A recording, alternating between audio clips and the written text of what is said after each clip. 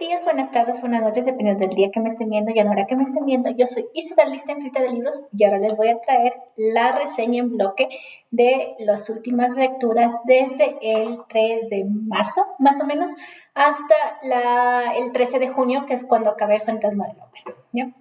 Tal vez, obviamente, este video salga más adelante, como que a inicios de julio o mediados o finales de junio, pero bueno, cuando sea que lo reciban, sepan que terminamos a la mitad de junio, ¿ok? Ok, más o menos nos demoramos 3 meses, ¿ya? Entonces aquí vamos a tener un compañero, Cthulhu, y vamos a comenzar, ¿ya? Entonces, como siempre hacemos en estas reseñas grandotas, vamos a comenzar con el último libro leído hasta el primero que leímos en el bloque. Como ustedes ya vieron en el canal, están las reseñas de 3 libros de este bloque que pertenecían a la sección del baúl de la abuela, que es Crimen y Castigo, y La Peste, y Henry Miller con su Trópico de Cáncer, que ya saben lo que opiné de ese libro. Entonces, eso. Entonces vamos para allá con los otros 5 restantes, ¿ya? No tengo los libros conmigo, van a aparecer las fotos por aquí, así que eso, comencemos. Comenzando con El Fantasma de la Ópera, como les dije en el TBR, en las próximas lecturas, yo ese libro lo quería leer porque a mí me encantó mucho el musical, o sea, el musical de la película. No he ido lamentablemente al teatro a ver el musical en vivo, pero por lo visto es más o menos la misma historia, solo que obviamente la novela del Fantasma de la Ópera abarca mucho más de lo que está en el musical, ¿ya? Yo tenía la intención de ir sacando, digamos, secciones con la música del musical para ver en qué parte del libro estaba.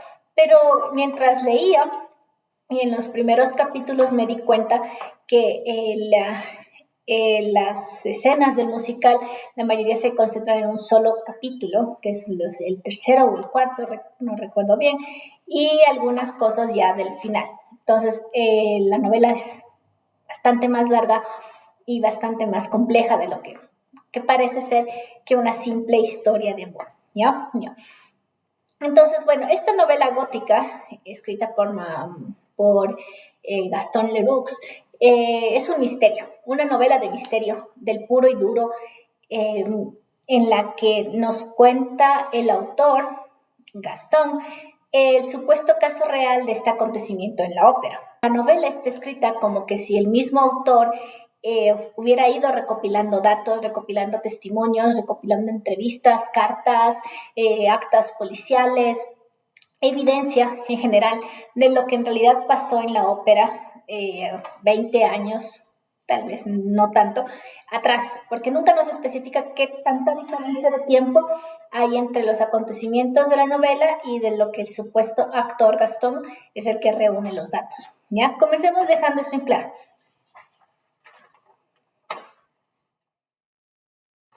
Justamente el libro está escrito como que si nos metieran la duda de que esto no fuera ficción, de que de verdad pasó, de que si es que en realidad este acontecimiento no lo encontraremos en la hemeroteca de alguna de la biblioteca de París o algunas memorias, no sé, del edificio en sí, no sé, entonces me entienden. Es una historia, como digo, bastante misteriosa porque en ningún momento nos hablan del fantasma. O sea, sabemos que existe, ya sospechamos que existe, sabemos que él es el que está haciendo esa cosa, pero nunca vemos mucho de su pensamiento, de su opinión, de todo eso, porque obviamente la vida del fantasma no deja testimonio. Entonces es bastante interesante en ese aspecto, a excepción de un pequeño diálogo que tenemos al final en la que Eric cuenta, digamos, un poco su historia a una persona que, digamos, conocía muy bien.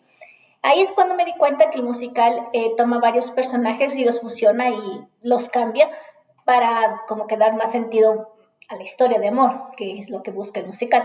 Pero la novela no muestra, digamos, ese romanticismo que tiene el musical.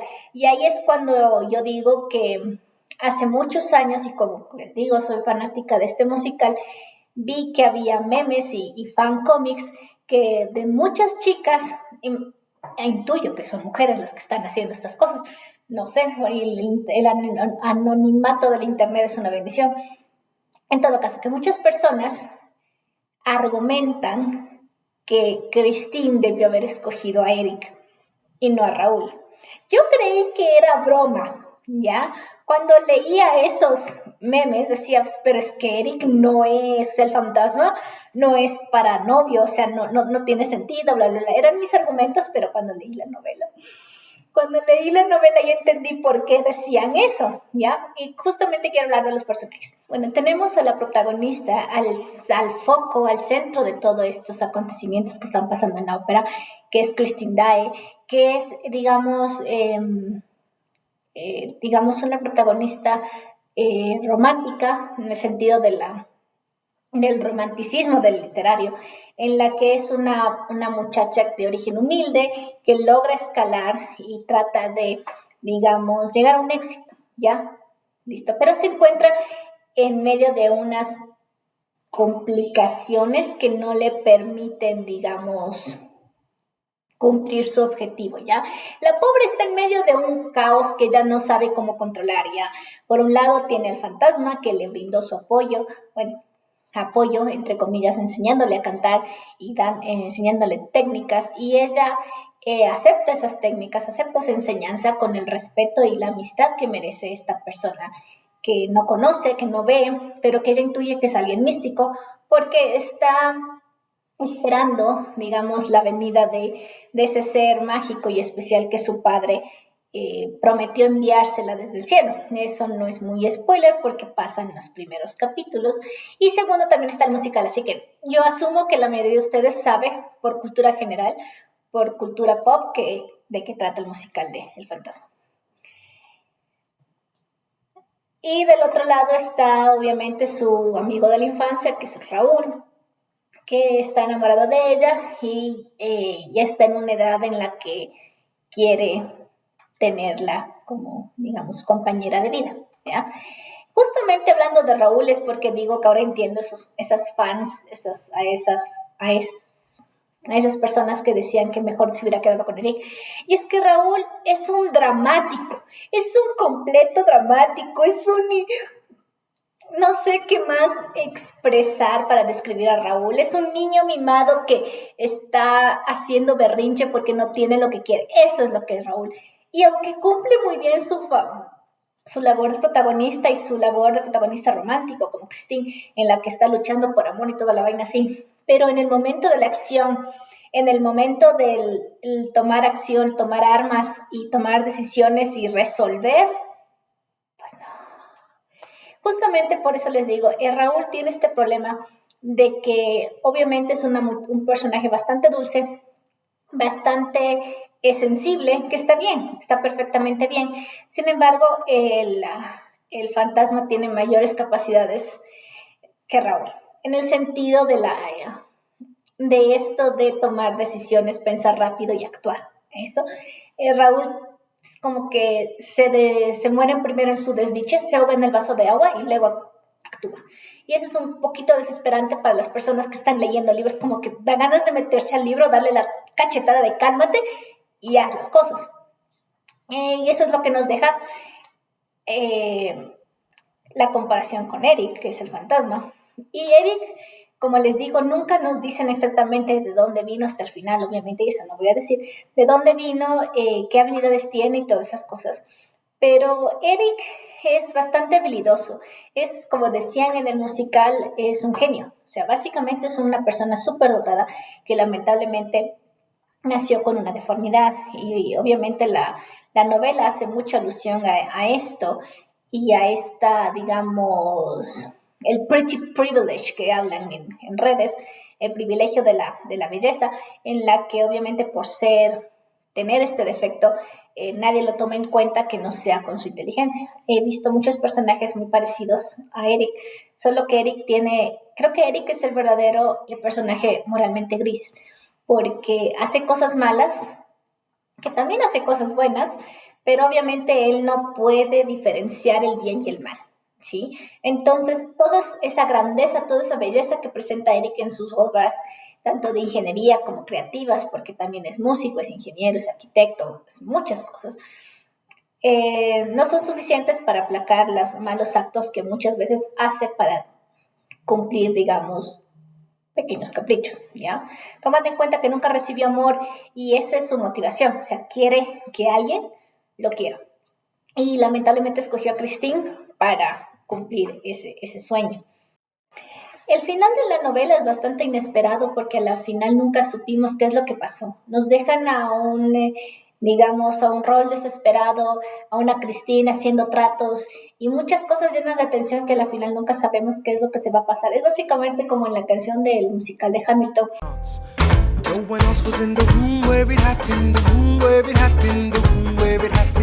¿Ya? Entonces, básicamente nos dejan con esa incógnita y ni el autor ni las personas que estuvieron en ese momento saben qué es lo que pasó. Sabemos que ocurrió algo, sabemos que ocurrió algún acto y ahí es cuando uno se saca el sombrero frente a Christine, que supo controlar daños y supo responder ante la situación en la que se encontraba. Así que bien por ella. Christine es esas protagonistas que parece que no hacen nada, pero en realidad están haciéndolo todo, desde su feminidad y desde su punto trasero, como siempre en este tipo de novelas. Y bueno, reflejando la época en la que se encuentra. Así que es bastante emocionante la novela. Yo me esperaba un romance y encontré más bien una novela de acción, de misterio, que me mantuvo en vilo bastante tiempo. Encontré una historia más emocionante que la historia de romance que tal vez estaba esperando. Ya. Eso con respecto al fantasma. Continuemos. Ahora, la siguiente novela, bueno, no novela, libro que leí, era una pequeña antología de cuentos que es El Triple Salto de Iván Egues. Como les dije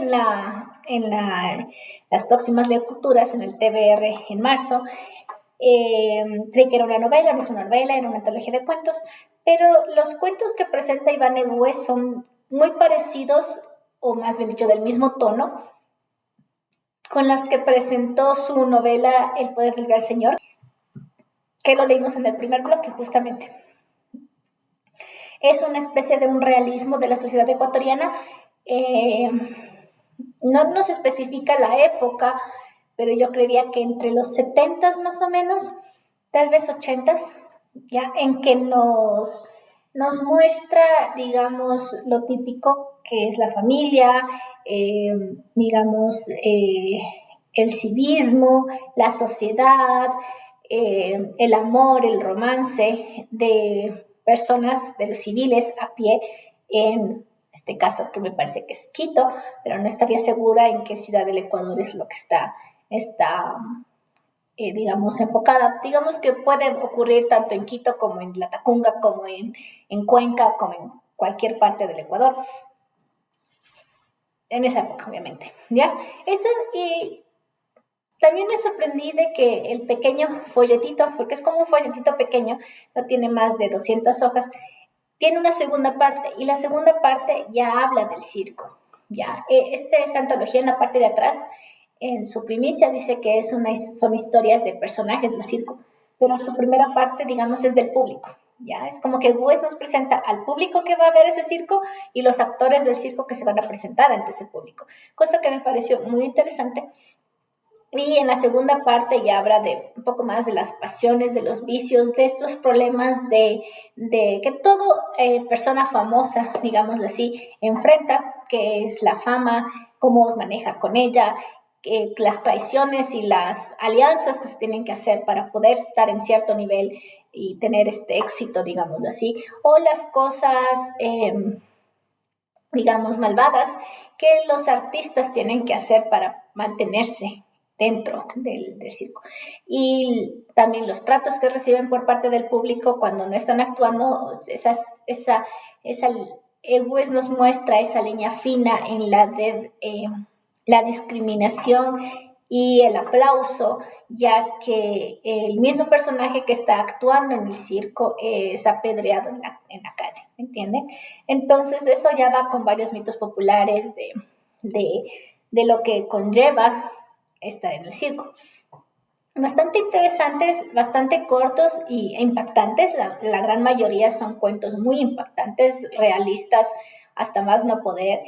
pero aún así no deja de ser esperanzador en cierto sentido, al menos en algunos cuantos cuentos. Así que creo que si es que tienen la oportunidad, leanlo, es cortito, se lo acaban en una tarde. Después de leer la maravillosa historia que es Trópico de Cáncer de Henry Miller, tuve problemas un poco para acoplarme un poco en la lectura sobre el triple salto de Iván Egues, porque Henry Miller básicamente casi me deja en un bloqueo. O sea, esa novela, ese libro fue tan infame que casi me causa un bloqueo lector. Por fortuna, los cuentos de Iván Egues como que apaciguaron, digamos, esa mala experiencia, y con la lectura del Fantasma de la Ópera como que retomé un poco más, digamos, de nuevo el ritmo. Sin embargo, digamos que La Conspiración, que es un libro que estoy leyendo ahora, está ayudándome a mejorar un poco más el ritmo de lectura, porque Dan Brown, para hacer buenas novelas que te enganchen, es un genio. Así que por ese lado tenía que comentarles esto, que Henry Miller jamás lo voy a volver a tocar, jamás lo voy a volver a tocar. Entonces, eso. La siguiente novela que leímos, bueno, sí, fue La chica del tren de Paula Hawkins. Yo no esperaba que fuera tan buena, la verdad. Como hay mucho hype, yo generalmente no confío mucho en estas cuestiones, porque ya me ha pasado que he visto que la gente dice, es que es bueno, no sé qué, no sé cuánto, tanto en internet, o sea, en Booktube, en BookTok, en Bookstagram, de que es una de las mejores novelas, aparte tiene película. Y cuando hay esta cosa es a veces como que será que es para mí, porque ya me ha pasado que varias libros que dicen en internet que son maravillosos, pero que a la final a mí no me terminan gustando. Entonces, es como que le cogí con pinzas, pero me metió de lleno en todo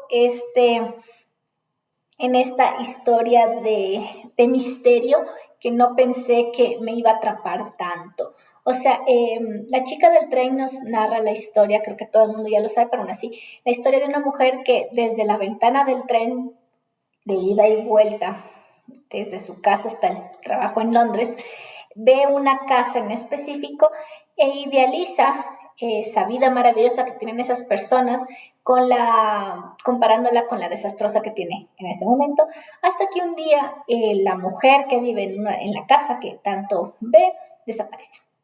Y de alguna forma nuestra protagonista Rachel intenta como que encontrar las respuestas a todo este misterio, como que una forma de catarsis para mejorar su vida o alguna cosa así, aunque ella no lo vea así. O sea, ella quiere respuestas porque ella no puede creer que esa mujer que es perfecta haya desaparecido así como así. La novela es muy femenina, básicamente la del chica del tren, porque vemos cómo las tres protagonistas, digamos así, Rachel, que es la narradora principal, Ana, que es, digamos, la antagonista de Rachel, y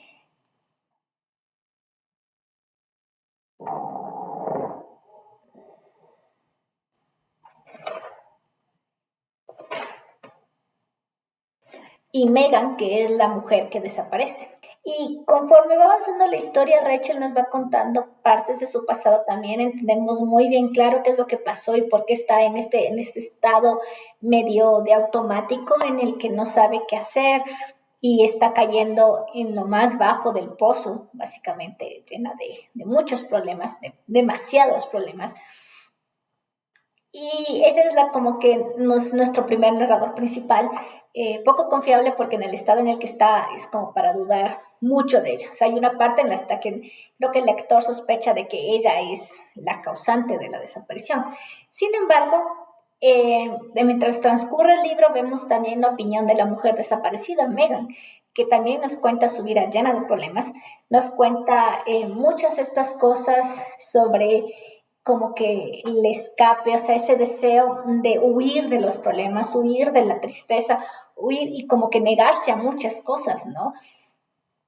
Es bastante interesante esta parte de la novela con respecto al protagonismo de Megan, solo que el problema es que la historia de Megan es contada como que con un año atrás. Entonces ahí vamos viendo el transcurso de un año hasta que al final del libro se empiezan a chocar las dos líneas temporales. Así que es bastante interesante eso. Y nos tiene en vila a nosotros porque no sabemos exactamente qué es lo que pasó. Empezamos a sospechar de un personaje, empezamos luego a sospechar de otro personaje, empezamos a justificar a un personaje, empezamos a odiar a otro personaje, a la misma Megan. Yo dije, es que tú tienes la culpa. O sea, y es como que empezamos a juzgar y debería decir como que escucho y no, o sea, leo y no juzgo, pero no me cabe duda de que muchas personas empezaron a darse cuenta de muchas cosas que es lo que estaba pasando. Es como que empiezan a cambiar de opinión sobre dicho personaje, tal como a Rachel le pasa. Y está Ana, que como les digo es la antagonista, que es la persona que, digamos, causó que Rachel esté en este estado automático. Ella básicamente es la que le quitó todo y ahora está disfrutando de todo lo que tenía, desde su casa, su esposo, su familia, todo. Así que vemos también el lado de ella y no dejamos de culparla, pero por otro lado estamos intentando entenderla y a un punto que empieza a narrar, que es a la mitad del libro, empezamos a ver que su perfecta idealización, su victoria, no es satisfactoria. Entonces vemos como este libro nos muestra toda esta energía femenina, todos estos problemas femeninos. La novela es muy clara con esto de especial sobre la maternidad, porque el gran foco de los problemas de estas tres mujeres es justamente la maternidad, ya sea en el rango de la negligencia, del deseo de maternar y no poder, o de maternar para conseguir a alguien, ¿sí me entienden? Entonces, o esto de tener miedo a la maternidad también, eso es bastante interesante, mezclado también con el alcohol, las drogas, el libertinaje, las presiones sociales, digamos, la pasión, el deseo, eh, la pertenencia, el amor, y tiene estas cosas de mucho, como es encontrarnos con la sociedad. Aparte de que también es como que una especie de crítica a la sociedad inglesa actual, porque en la mayoría de tanto Rachel como muchos personajes están en un estado etílico.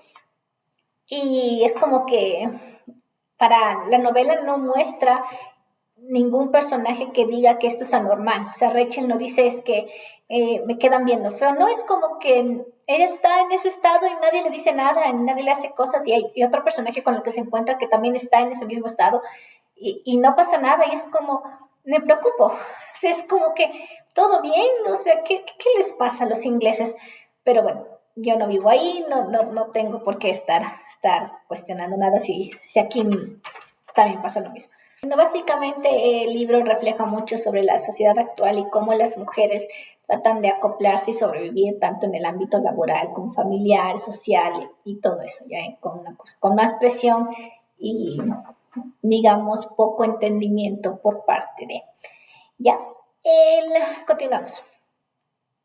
Bueno, el siguiente libro que terminé de leer, y ese lo terminé en un día porque era cortito y es un cómic, es Idea Fix y los Irreductibles, abajo los romanos. Bueno, como les dije en el TBR, este es un cómic spin-off de la saga de cómics de Asterix el Galo por los autores René Goscinny y Albert Uderzo, que en paz descansen ambos. Pero este cómic, al leerlo, me di cuenta que parece que es una adaptación literaria, o sea, adaptación al cómic de una serie que están transmitiendo en Francia con animación 3D para los niños. Obviamente, estoy en Ecuador, jamás van a transmitir eso aquí, así que no lo voy a poder ver, así que me conformo con los cómics. Muchas gracias. Bueno, son básicamente pequeñas historias, como una especie de antología de cómics, como, digamos, pequeños shots de episodios, de un episodio en concreto, en la que Ideafix está con sus amigos, tomando en cuenta que esto ocurre 2 años antes de que Obelix lo adoptara en la famosa Vuelta a la Galia, que es el primer tomo en el que aparece Ideafix. Bueno, él está con sus amigos perrunos, gatunos, animales en general, en contra de los animales romanos que invaden Lutecia y por ende Ideafix quiere defender su hogar. Obviamente no hay poción mágica, no hay magia de druidas, bueno sí hay, pero no es que Idiáfix bebe la poción mágica y lucha a puño limpio con los perros romanos, no. Idiáfix se basa en su inteligencia, en los recursos que tiene y en los amigos que posee. Así que son historias bastante divertidas y lo importante es reconocer los cameos. En varias tiras he encontrado cameos tanto de Abrara Curix como Carabela, de varios romanos que aparecen en las tiras, como este mancito que no me acuerdo cómo es, Hotel Terminus, de la Residencia de los Dioses, y también el druida, que no me acuerdo el nombre, que es el que intenta curar a Panoramix en el combate de los jefes. Estoy hablando del cómic, no de la película, que por cierto, si es que ya no han visto los 5 episodios, la miniserie de Asterix, el combate de los jefes, pues les recomiendo que la vayan a ver. Es una joyita en la que varios cómics hacen presencia ahí, así que si es que son conocedores del mundo de Asterix, les recomiendo que vean la serie. Es maravillosa, es muy divertida. Aparte, obviamente, de las referencias a la cultura actual que siempre hacen en las obras de Asterix, tanto en las obras, en las películas de live action como en las animadas. Así que es una historia como para pasar el rato, no es profunda, no te enseña nada, no hay alegorías de nada, pero es bastante divertida y yo a mis edades sigo disfrutándola porque obviamente yo crecí con Asterix y continúo apoyando los proyectos que me saquen. Así que eso, si es que tienen la oportunidad, no les voy a obligar a leerlo porque ya depende de cada quien, pero para hacer un recordar y reconocer cosas que ya leíste es muy divertido, así que por ese lado las recomiendo mucho. Y el último libro que leí, o en este caso primero que leí del bloque, es un libro de leyendas ecuatorianas que se llama Leyendas de nuestro país, de la autora Graciela Eldredge, bueno, como sea que se pronuncie, perdón. Y yo pensé que este libro iba a tomar las mismas leyendas que ya hemos estado leyendo en estos últimos años, meses, que es la dama tapada, la caja ronca, el descabezado de Rabamba, que son generalmente las más comunes que recopilan los autores cuando hablan del folclore ecuatoriano. Sin embargo, estas leyendas presentadas son diferentes, ya no son las típicas leyendas, es más, muchas leyendas yo no las conocía. Hay leyendas de todas las regiones del Ecuador, de las 4, así es, de las 4 regiones, de la costa, de la sierra, del oriente y de Galápagos. Tomando obviamente el orden geográfico.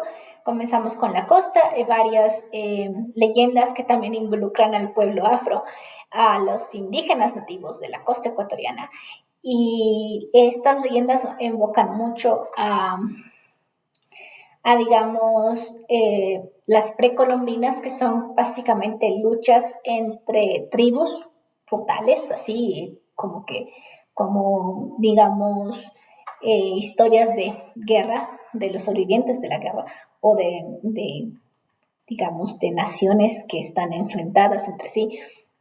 También están estas historias de leyendas de libertad o de espíritus malignos también. Incluso una que es de un espíritu maligno me dejó pensando en una canción de Vocaloid, que es con Cacupo, en la que una casa, una mansión, está habitada por cierto personaje que nadie ha visto, que nadie conoce quién es, pero que en el pueblo cercano las mujeres de cualquier edad, empiezan a salir de sus casas e irse a bailar toda la noche en esa casa y regresan todas acabadas, e incluso algunas no regresan. Así que es una leyenda bastante interesante porque no creí que de ese tipo de leyendas hay en mi país, primero.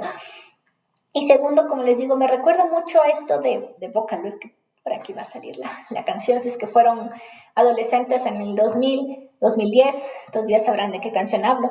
Pero aún así, es bastante interesante eso. Y con respecto a la sierra, en cuanto a la sierra, el libro toma en cuenta de estas leyendas que son más locales, más pequeñas, poco conocidas, que involucran al conocimiento indígena y a los espíritus del lugar. Y también, en el caso de la Amazonía, que son como 3 o 4, leyendas. Son de estas leyendas que nada tienen que ver con el colonialismo en sí, sino con las, digamos, historias tradicionales que han contado los varios grupos, las naciones nativas de la Amazonía. Hay una que me pareció muy conocida y si es que fuera cierto, porque yo no he hablado con ningún Shuar, Guafán, Guarani o cualquiera que me lo confirme, pero yo hace un año fui al Yasuní, el Parque Nacional Yasuní, a la gran selva amazónica por motivos del trabajo, y en el último día escuché un gallo en la selva. Y no pude dormir, o sea, yo estaba dormida, estaba a la madrugada y escuché un gallo en la madrugada. Y yo sé, como bióloga que soy, que no hay gallos salvajes o cualquier ave que haga el mismo sonido, eso en la Amazonía. Yo no he escuchado, no he visto registros, y si es que hay registros y alguien me dice, algún otro biólogo me dice, no te equivocas, puede ser esta ave, pues díganmelo, no hay problema. Pero yo no pude dormir porque escuché el gallo. Y justamente leyendo esta leyenda, habla de una serpiente que emite un sonido parecido a un gallo y que cuando la escuchas tienes que mirar hacia arriba porque el espíritu, la serpiente, te ve que le ves y ya no te ataca, ¿sí? Me parece muy lógico, por cierto. Entonces, si es que era eso, seguramente un pobre incauto iba a caer esa noche en la selva. Pero la cuestión es que es como que tiene sentido para mí. Obviamente no para ustedes, porque no me entienden lo que estoy diciendo. Pero quisiera confirmar si es que eso es cierto, ¿ya? Entonces yo voy a preguntar. Bueno, la cuestión es que son bastante interesantes porque no las he conocido y hay muy pocas leyendas amazónicas que hemos leído en estos tiempos. Y con respecto a Galápagos, ya son, obviamente no hay nativos naturales, hombres me refiero, o sea, humanos que hayan habitado Galápagos antes de la colonización. Y obviamente estas historias son más referentes a los primeros asentamientos de Galápagos allá en 1800 y pico, con el respecto de los piratas, que eran muy visitadas, con respecto a esto de los primeros colonos, cómo se sentaban, cómo resolvían sus cosas y algunas cositas más, un poquito más. Entonces, son bastante interesantes. Así que lo malo es que es cortito el libro. Obviamente son historias, están narradas como para niños de colegio, como de 12, 13 años, tal vez menos, 11, 10, pero aún así creo que tiene gran valor en esta cuestión del folclore ecuatoriano. Quisiera saber más de estas historias, así que tal vez por ahí en algún momento las vuelvo a buscar. Y eso. Bueno, eso es con respecto a los libros que nos faltaban, que eran 5. Los 5 libros que nos faltaban de reseñar en este bloque de lecturas. Eso, básicamente. Así que muy próximamente les mostraré mi nuevo TBR, que yo espero comenzar a más tardar en esta semana, que es inicios de julio, más o menos, espero comenzar ya. Estoy ahorita leyendo el libro mientras edito esto, presento, hago las reseñas, La conspiración de Dan Brown, que me prestó una amiga. Y mientras leo eso, hago esto, edito, cualquier cosa. Así que también tendremos reseña de conspiración y de los libros que lea mientras esto sale para yo presentar el TBR, ¿ya? Entonces, eso es todo lo que les quería decir con respecto a estos libros y ya nos veremos en otra ocasión.